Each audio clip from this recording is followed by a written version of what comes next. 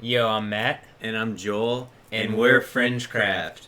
Today we're going to be watching a video about William Cooper predicting attacks would happen and be blamed on Bin Laden, Osama bin Osama bin Laden. Laden, OBL. Um, it's a conspiracy classic, basically. The video itself isn't a conspiracy classic, but the audio from the Hour of the Time, which is William Cooper His or radio Bill show. Cooper's radio show, Yeah. William or Bill Cooper. His radio show that I believe he broadcasted from El Paso. I'm not sure. I know he's from Texas. Yeah, I think it was El Paso. And um, this was broadcast in June, late June of 2001. So only a couple 3 months. months before 9/11. 6 months, like 2 3 to months, 3 months whatever. before 9/11. The numbers don't matter. It was About- before it happened. Yeah, it's true. Like June, July, August, September. So 3 months about Who cares? It doesn't. The timing. before 9/11 happened. He says this, and It's important because it just shows you that by looking at conspiracy theories and like so to speak, like reading the pulse, you can predict things because he was just familiar with media cycles, familiar with hit jobs of the the powers that be. he's That he could see what their next moves were because he understood the way they operate. he's one of the I guess if you can call him this, one of the great conspiracy theorists of our time. He actually died shortly after 9/11 happened. He wrote one of the most famous conspiracy books, if not the most famous conspiracy book of all time, known as Behold a Pale Horse. It was released in, I believe, 1991. And, he's an influential conspiracy theorist, to say the least. And this is a pretty powerful snippet. So, I guess without further ado, let's get into the video. But before we do that, don't forget to like and subscribe. And leave a comment. And leave a comment. Yeah, let us know what you think about what he says here, because let us know if you've heard this before, because I feel like not many people have. Yeah, and not many people our age are into, or younger, are into Bill Cooper, but he was like Alex Jones before Alex Jones. Yeah. So not as eccentric. They were contemporaries. They knew of each other. Like, definitely, I believe Cooper was on Alex Jones's show, but we might cover that in another video. All right, let's get into it now.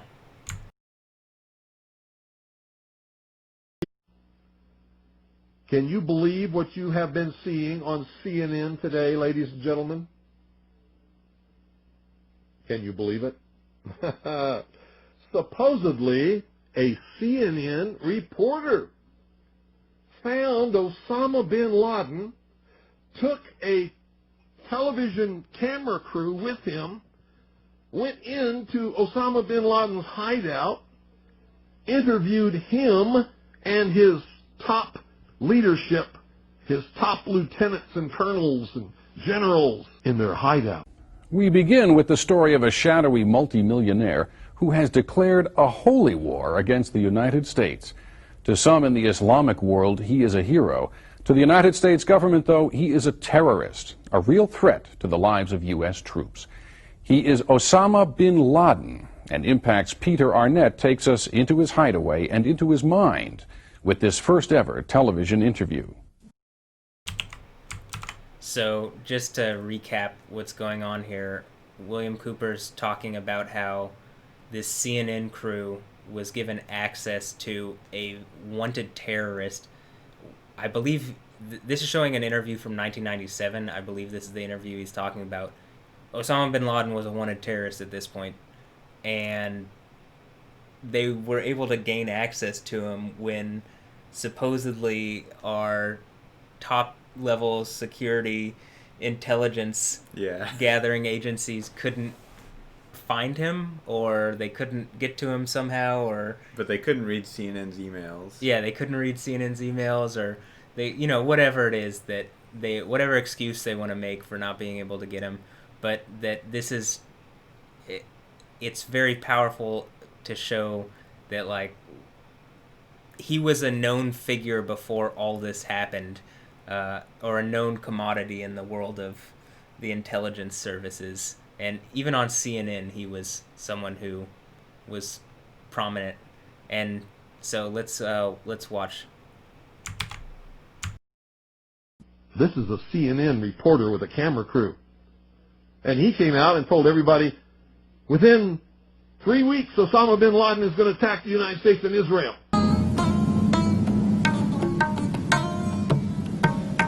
Amidst these remote mountains of Afghanistan are the various hiding places of one of the world's most wanted men, Osama bin Laden. We declared a jihad, a holy war, against the United States government because it is unjust, criminal, and tyrannical. Now, don't you think that's kind of strange, folks? You see, because the largest intelligence apparatus in the world, with the biggest budget in the history of the world, has been looking for Osama bin Laden for years and years and years, and can't find him. The FBI also, under the leadership of Louis Freeh, has been looking for Osama bin Laden for years and years and years and years and years and many years, and can't find him. Some doofus jerk-off reporter with a camera crew waltzes right into his hideout and interviews him. A year ago, bin Laden took refuge here in Afghanistan. Afghanistan is perhaps the only country in the world that will accept him. Our quest to meet bin Laden begins in Peshawar, Pakistan, and then across the Khyber Pass to Jalalabad, Afghanistan, where we wait for several days. Finally, bin Laden's media advisor arrives. We are allowed to take our lights and sound equipment, but not our camera. There have been assassination attempts against bin Laden, and his security force worries our camera might contain a tracking device that would give away his location. The interview will be conducted with their camera. As best as we can reconstruct it, this is the route that we took to meet bin Laden.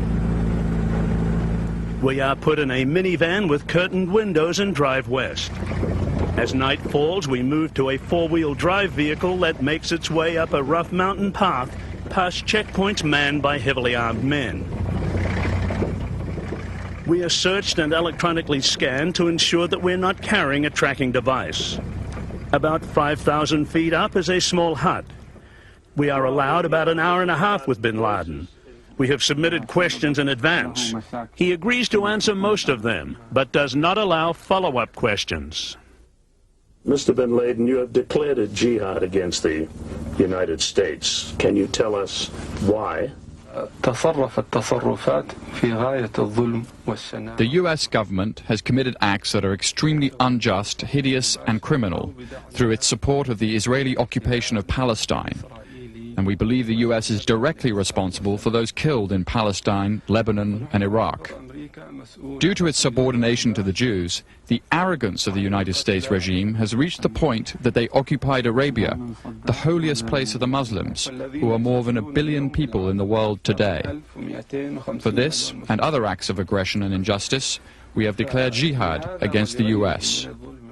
Is the jihad directed against the US government or United States troops in Arabia? What about U.S. civilians in Arabia or the people of the United States?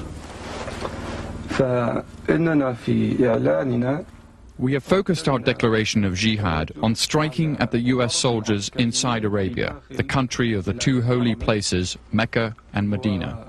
In our religion, it is not permissible for any non-Muslim to stay in Arabia. Therefore, even though American civilians are not targeted in our plan, they must leave. We do not guarantee their safety. The Osama interview's pretty... I mean, it's a pretty interesting interview, actually, because I think he's being honest. Yeah, I mean, I one of the most poignant things, in my opinion, is, like, he's basically saying, this is, you know, we're going to be waging this jihad because of American support of Israel. And, like, He's saying, "Oh, America's." He literally says America is subordinate to the Jews. Like that's his direct verbiage, and Well, that's a common conspiracy theory here in America too. yeah, but his like, I mean, it's also very common within Islam to, you know, I guess have that thought process. But the idea is that the Palestinian quote unquote occupation is what is driving the desire to jihad against both Israel and the United States. So I find that pretty interesting because it's like a further look behind the curtain, I suppose. And he also kind of is saying like, because there's American assets and like non-Muslims in, he says Arabia, but I think he means specifically like Mecca and Medina and like the holy areas for them. I wonder what efforts he's made to address his grievances before jihad, because they never talk about, like, I actually don't know that much about the history of Bin Laden besides the videos he's released, and I know he was a conspiracy theorist, like the books on his bookshelf. He had a bunch of conspiracy books. Yeah, he had things that related to like the Illuminati and the like, bloodlines of the Illuminati. He had like Manly P. Hall by Fritz Springmeier.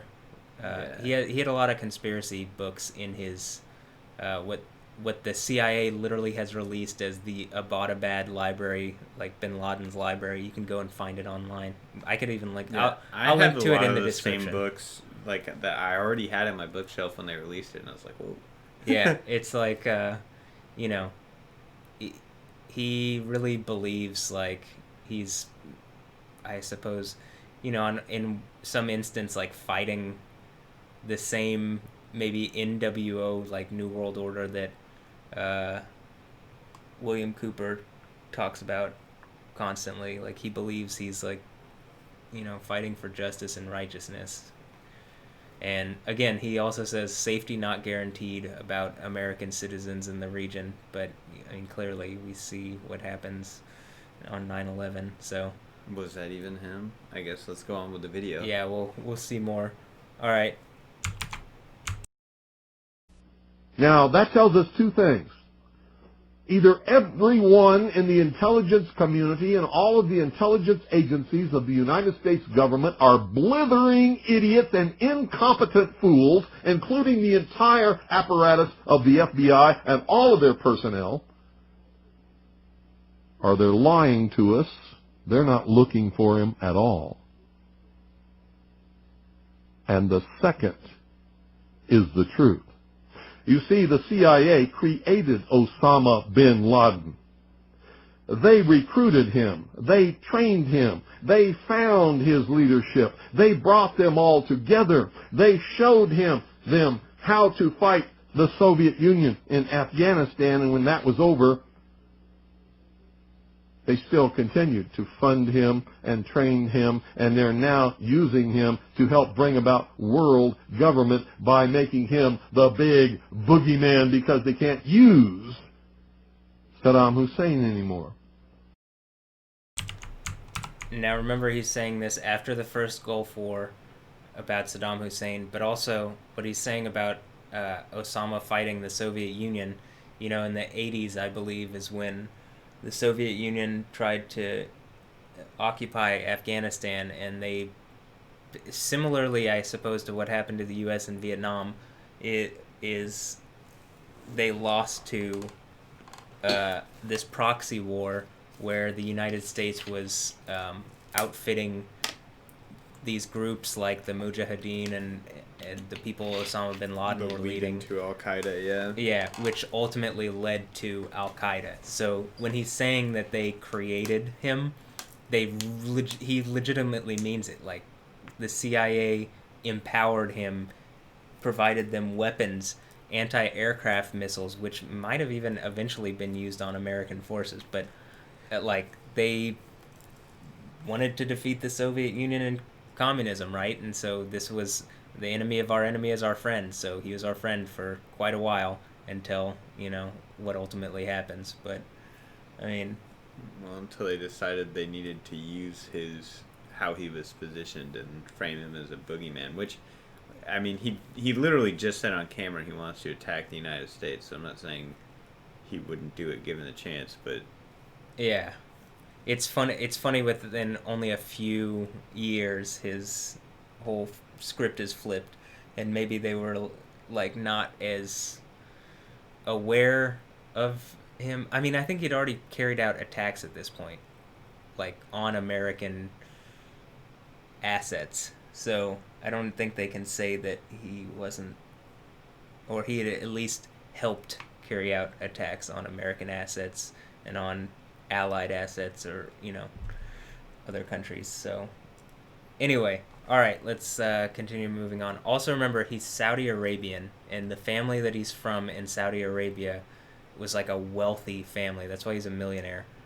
Also, he was given probably a lot of money and funds from the CIA and stuff, but like he came from a very wealthy family in Saudi Arabia, a place where oil money is like, you know, there's very, very, very, very, very wealthy people in Saudi Arabia. So if his family is one of the wealthiest, that should teach you something or tell you something about him.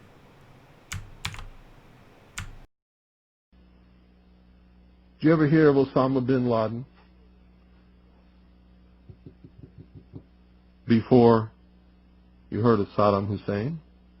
When did you start hearing of Osama bin Laden? It was after Saddam Hussein and Iraq were supposedly neutralized in the Gulf War, because they needed a new boogeyman.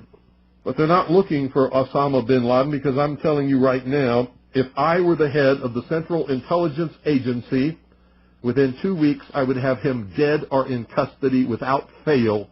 Without fail.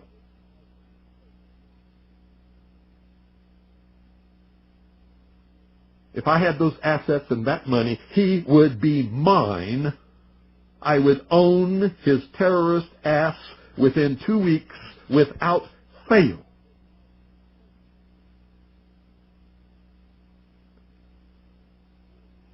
A reporter from CNN and his little camera crew got in to Osama bin Laden's secret hideout and conducted an interview. If you don't believe me, tune into CNN. They're probably running it right now as I'm speaking.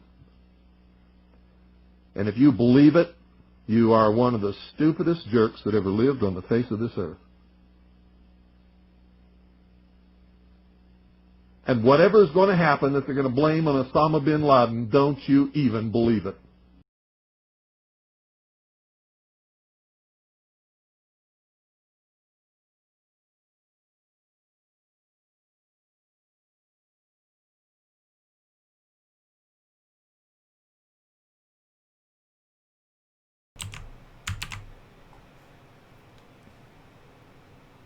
All right, well, that's the end of the video. It's hopefully pretty powerful. How it ends is like, whatever attack he's gonna do, don't you believe it. Yeah. Whatever they're gonna blame on bin Laden, don't you believe it. And they're framing him as a boogeyman beforehand. Like, they're basically, it's like the media priming you for several months later, when then they say, oh, it was bin Laden. Remember that guy who said he was going to attack America? He just pulled off 2 planes. He just took down 3 buildings with 2 planes. You know, so I guess the flip side could be like, oh, bin Laden knew he was going to commit this massive terror attack, so in like a braggadocious... He's trying to brag, so he. I mean, this was invited. I believe this there. was in 1997, so he didn't do it for another, like, 3 years, right? I thought 4 years. This aired in June 28th, 2001. The this interview radio show, and what Bill Cooper makes it seem like maybe Bill Cooper saw the interview with bin Laden and was like, oh, this was just recent. Though there might have been another interview. But I believe the interview, the one that we watched, was from 1997. But when they say, like, oh, well, they scanned us for trackers and they did all this stuff to make sure we weren't trying to assassinate him. I mean, legitimately, at that point, the United States like security services like CIA and you know NSA and all these hyper advanced like They have alphabet. satellites. Yeah, they have satellites. They have planes like you know even back in the 60s and 70s they had like hypersonic planes that would do reconnaissance missions over areas and could track and stealth planes which could track targets like on the ground. Like they clearly had the capabilities to, if they wanted to, follow these journalists and find where Osama was. It would just be routine even. Yeah, it would not take resources, but likely they probably already knew where he was and they just weren't doing anything about it. Maybe they didn't want to risk sending in assets. Maybe they didn't want to stir up a hornet's nest or something. Who knows? I actually think the most interesting thing about that video is Bill Cooper's intuition, which like the main intuition is delved from the point like they're capable, but they're saying they're not, which is a lie. Therefore, like you never lie without reason. And so then once he's discovered a lie or I guess theoretically they could be incompetent, but that's not I mean it's not it's unlikely. We know that they have these spy planes. We know that they have competencies that they've already shown in other cases. So it seems to be like in this situation they're specifically incompetent. Yeah. Which is like unlikely. It seems there's some kind of motive behind it. There's a motive. Like there's a reason why they're feigning their incompetence and lying, and so that's how Bill Cooper's intuition works on this. And you'll see conspiracy theorists always use that as intuition is like look for a time when their energy is not going behind the will that they state that it is, so it's going to a hidden agenda. They're putting their energy into a different will. Because, the energy's still there. It's just not going into what they're saying. Yeah. And, like, how he's saying he would have him in 2 weeks. I mean, legitimately, I think if they wanted to catch Osama, they could have done it instantaneously, probably. They just run an op and do it. Like, I don't think it would have taken more than a couple days, probably. I mean, how long did it take them to storm the compound, supposedly? Only because he was so remote. Like, a couple hours. Like I think they figured out where he was. Supposedly the story of catching Osama is they trained for like a week or two. Yeah, they trained on like replicas of the compound. But again, part of the video that we watched previously on 9/11 just a little earlier, the whole like that team, SEAL Team 6, which is like a tier 1 like hyper elite military force that the United States has. We know of publicly. Yeah, like them and Delta Force, and there's very few. There's like 3 tier 1 teams, and they're one of them. And their chopper carrying that specific team that did the raid went down. Hell yeah! In Afghanistan or in Iraq, somewhere Somalia they died or something. Like a large number of the group died. And it seems like, well, it's like they literally drop Osama bin Laden. It's too convenient. Yeah, they kill him and drop him in the middle of the ocean like Megatron. Like, they don't, they're like worried he's gonna come back, so they make it like. Well, wasn't there reasoning that like Muslims have to be buried within 2 days of their death or something? That, and then they also said that they didn't want like shrines and like a place of reverence to be created around his burial place. So like they didn't want followers to be empowered by in Islam he's actually probably considered I think the term is shaheed, or like he's like a martyr essentially for the faith. Probably not all Muslims feel like this, but there are definitely people who would respect his ideology, and it seems like maybe they could have wanted to avoid empowering them. Yeah, he's like the George Washington of Al-Qaeda, basically. I mean, more or less. I suppose. So. But Is there anything else that you have? I feel like this is one of those things where, like, when I saw this, it was just mind blowing because I couldn't believe that someone only a couple months before 9/11 said to look out for something like 9/11. Literally from the guy who did it. Yeah, Like, I mean, his explanation was good too because he explains his own intuition. I always like when people do that. They explain their intuition, like how he caught the lie, and then what he thinks the lie means. And I mean, he did a really good job too, because like he knows that the convenience of a boogeyman, like the convenience of a scapegoat, it's like the Naruto jujitsu, like the substitution jutsu, basically. Like that's what a boogeyman allows you to do, is commit a crime and then go. I believe he even says, now that I think about it, there's a longer version of this interview. I like this video because it showed the interview of the CNN interview, but there's a longer version of the show that has more from the hour of the time.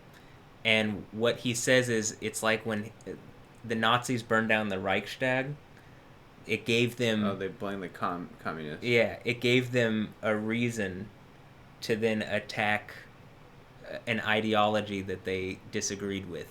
And like he was saying the New World Order is going to use something similar from him, essentially.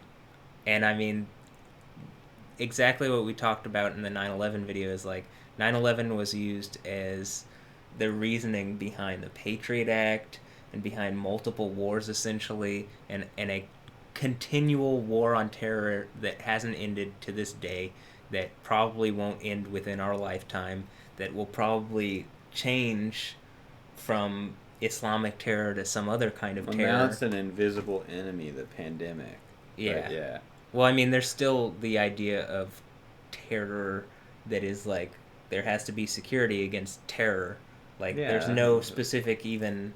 It's not even Islamic terror. It's just terror. Maybe it's domestic terror. Maybe it's Islamic terror. Maybe it's, you know, who knows, like Iran, like terrorist group that Iran is backing, or, you know, some kind of, who knows?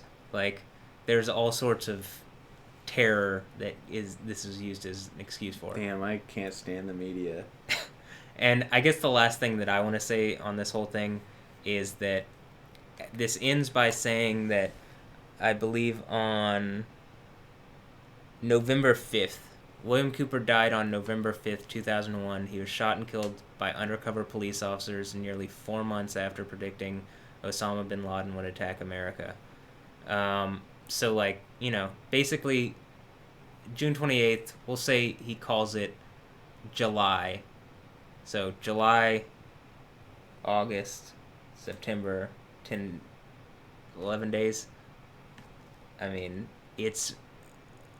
that's 4 months, and then 4 months after predicting September, October, November, so 6 months after predicting it, technically, but still, like, within a half a year of predicting this would happen, and then it happened. He's killed by police in some kind of standoff, and he's like a prominent conspiracy theorist. It's not even just killed by police. He's killed by plainclothes. I mean, it says undercover here, but he's killed by plainclothes police officers, like while he's getting his mail or something. Yeah, like I think that. they were trying to arrest him when he walked out to get his mail. I'm pretty sure he killed one of them. Like, and he was like, I think it was. They said it was related to taxes or something. I mean, that's what they always, like. Isn't that the same way they got Al Capone as you know what I mean? That was the claim. Like, it's not. That's not really what it's about. That's a guise. Yeah. What it's really about is they realized he's tracking their footprints. The Illuminati, the powers that be, whatever. The New World Order. The conspirators. The mystery school, but he calls it the New World Order. So that the New World Order.